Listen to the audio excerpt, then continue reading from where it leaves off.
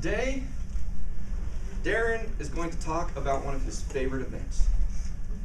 You will get to envision, through his eyes, this event. You might just learn something about this event, or even see it in a new way. Darren Roach, a run in the city, a run in the city. Darren Roach.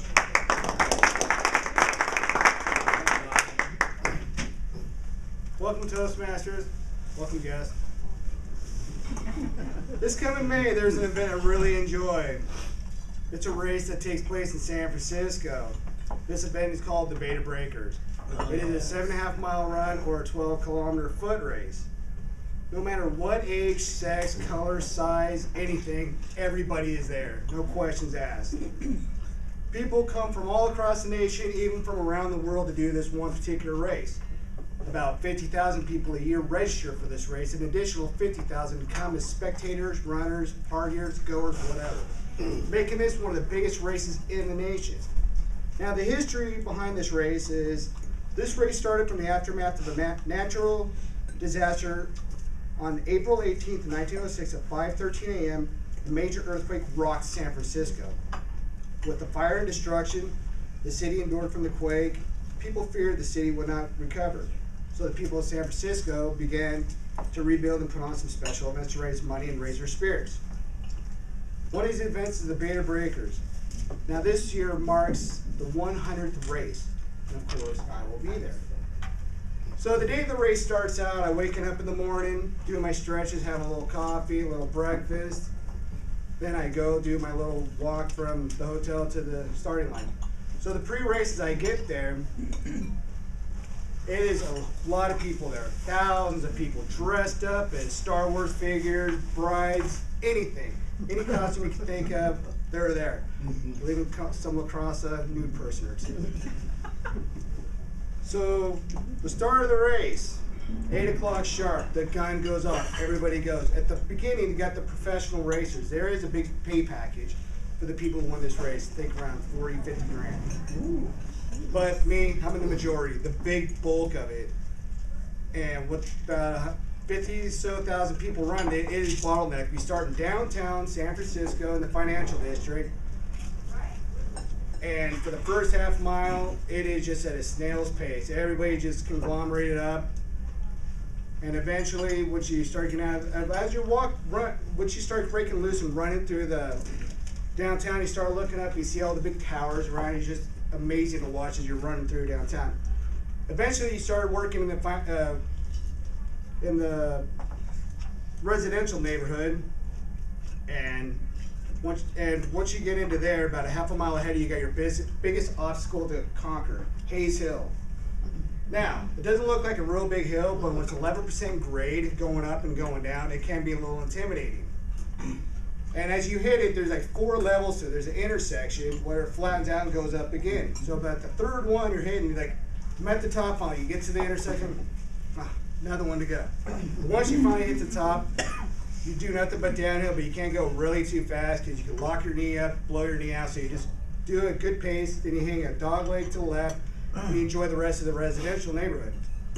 Now the residential neighborhood is a lot of fun because you got the neighbors coming out, they got chairs, they're bringing out stereos, they got their friends there, they're tapping kegs, they're making Bloody Marys. I mean, this is 8, 9 in the morning, so this town looks forward to this weekend every year. So as long as when you're running along it, 100,000 people or whatever going towards the Pacific Ocean, you do have something called the School of Fish that I don't know where it came from, but usually I hit them around Hayes Hill, and what they do, they're going opposite of the crowd. I don't know what their objective is, but it's kind of a tradition. It's a lot of fun. So after about 5 miles in, you finally get out of the residential. It's all behind you. You're hot, you're heating up, you're getting sore, you're getting tired. You see the entrance to the Golden Gate Park. And from there, you can feel a little bit of the ocean air hitting you, cooling you off. You feel a little relieved, but you feel a little bit of relievement as you go through there. And Golden Gate Park is probably the most beautiful scenery of the whole race. It's not the flattest part. You go up, down, no major hills, and as you're going along it, come across a couple of bridges where you got all these photographers going, and they take all your pictures, and you look them up after the race, find pictures of yourself running. It's a lot of fun. But once you hit towards the end of it, you hit this last and final hill, and then you see the big blue Pacific Ocean. You're almost done. You're tired. You're aching. I mean, it's just your body just beating the crap out of you. But once you hit that final left turn and you see a couple hundred yards in front of you, you got that the finish line. Everything that you've been worrying about is all behind you.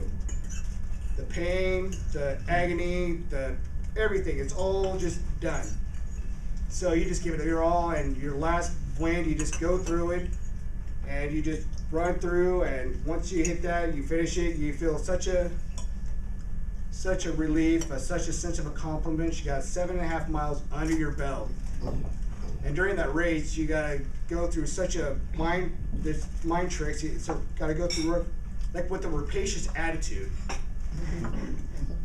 You'll have people throughout the race that'll pass you back and forth, and eventually it's just like a game. It's to me, a lot of people aren't like this. They're not competitive like I can be. I can have a competitiveness. You get this person that keeps passing you. You pass them. They pass you. Finally, you just get in your head. You're like, okay, you're just sad. You just keep going along, just not thinking about it. Just building up energy, building up speed. Then all of a sudden, you just like gas. You hit them, you blow them, you leave them in the dust. It's a lot of fun. Then you get someone maybe a little out of shape more than you, a little older than you. You got to beat them. It's just like I said. It's a total competition for me.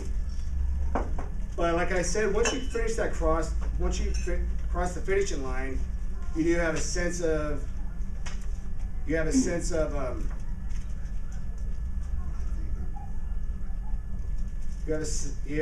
like you have accomplishment, that you have finished a big race and all that. But now I encourage every one of you to go to San Francisco and join this fun that is had in San Francisco that is called the Beta Breakers. Because you never know, you might come across me blowing your doors off. Thank you.